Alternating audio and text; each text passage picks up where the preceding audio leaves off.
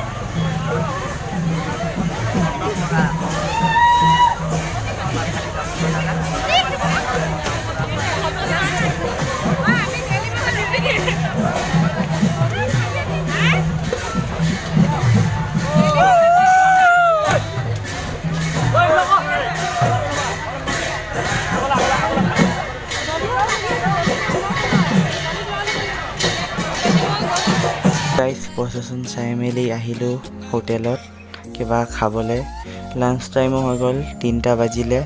এফালে ৰুটি ভাত চাত ল'লোঁ আৰু খাই মেলি একেবাৰে ঘৰত ভিডিঅ'টো কণ্টিনিউ কৰোঁ। তেন্তে খাই লওঁ। গাইজ প্ৰচেছন চাই আহি গ'লোঁ। আৰু এটা প্ৰচেছনৰ ভিডিঅ' আহিব দহতীয়া চুক মিলন সংঘতৰ, য'ত ফাংচন পাতে, তাৰ 50 ইয়াৰ্ছ কমপ্লিট হ'ব।